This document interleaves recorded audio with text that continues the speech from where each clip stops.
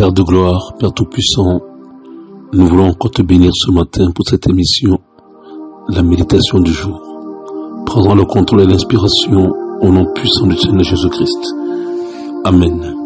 Enfant de Dieu, de là où tu m'écoutes ce matin, sois abondamment béni. Ce matin, je voudrais que nous méditions sur l'obéissance de la croix.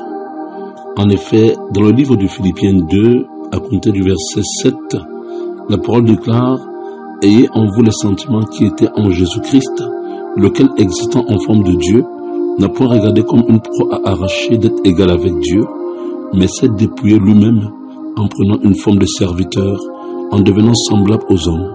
Et après s'être trouvé dans la situation d'un homme, il s'est humilié lui-même, se rendant obéissant jusqu'à la mort, même jusqu'à la mort de la croix. » Enfant de Dieu, je voudrais que tu comprennes ce matin que nous sommes à l'aube de l'enlèvement de l'Église.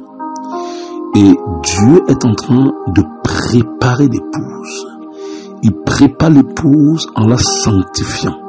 Il la sanctifie en la purifiant. Il la purifie par le bain de sa parole, enfant de Dieu. Mais la purification est manifestée par l'obéissance que nous avons vis-à-vis de la parole de Dieu. La parole déclare que le Seigneur s'est rendu obéissant jusqu'à la mort de la croix. Mais c'est quoi l'obéissance jusqu'à la mort de la croix? Cela veut dire que il n'a en rien, mais en aucun cas rien fait sa propre volonté. Jusqu'à la mort de la croix, il a toujours exécuté la volonté de la Père, du Père, je veux dire. Jusqu'à la mort de la croix, il a fait ce choix de renoncer à sa volonté propre. Il a fait ce choix de ne pas faire ce qui sa chair voulait, mais de faire ce que le Père voulait. Je veux que tu comprennes ce matin que pour que le Seigneur soit enlevé de la terre, il a fallu qu'il passe par l'obéissance de la croix. L'Église ne peut pas être enlevée de la terre si elle ne se laisse pas purifier par l'obéissance de la croix.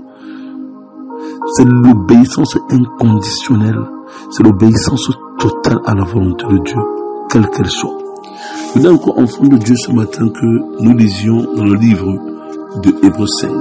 À compter du verset 7, la Bible dit: « C'est lui qui, dans les jours de sa chair, ayant présenté avec de grands cris et avec larmes des prières et des supplications à celui qui pouvait le sauver de la mort, et ayant été exaucé à cause de sa piété, a appris, bien qu'il fût fils, l'obéissance par les choses qu'il a souffertes. » Voilà l'obéissance de la croix. C'est une obéissance que le Seigneur a appris. La Bible dit qu'il a appris à obéir, bien qu'il fût fils. Parce que ce qui caractérise les véritables fils de Dieu, c'est l'obéissance à la parole de Dieu.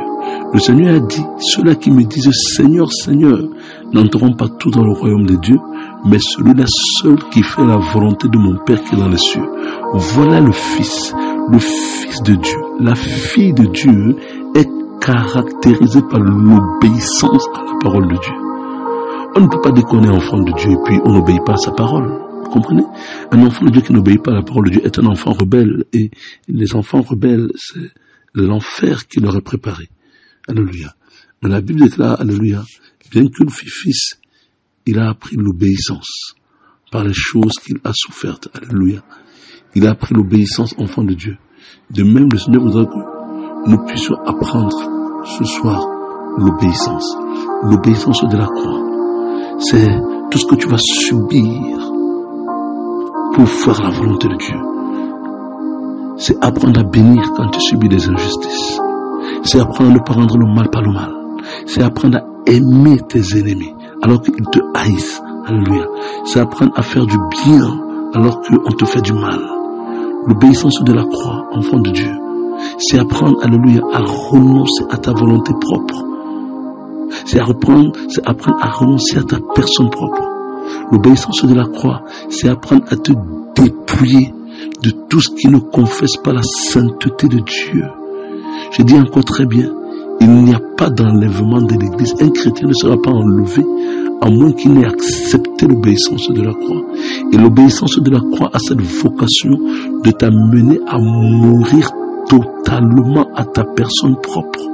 Parce que pour que le Seigneur soit enlevé de la terre, il a fallu qu'il achemine sa croix jusqu'à Golgotha. Comprenez? Et c'est quand il a été élevé sur cette croix qu'il a été enlevé de la terre. Il faut que l'Église elle-même passe par ce chemin de la croix. Il faut que l'Église elle-même démontre son obéissance à Dieu. L'Église qui sera enlevée, c'est l'Église, alléluia, qui va démontrer son obéissance à la parole de Dieu, enfant de Dieu. Les temps sont finis, alléluia. Voici le temps où Dieu attend que tu sois purifié par l'obéissance absolue à sa parole, afin d'avoir part en l'enlèvement de l'Église. Les temps sont finis, enfants de Dieu, alléluia. Acceptons l'obéissance de la croix pour pouvoir être prêts pour le jour de retour de Christ, quand nous sommes à l'aube de l'enlèvement. Sois béni ce matin et que Dieu t'aide à obéir à sa parole en totalité, au nom puissant de Jésus-Christ. Amen.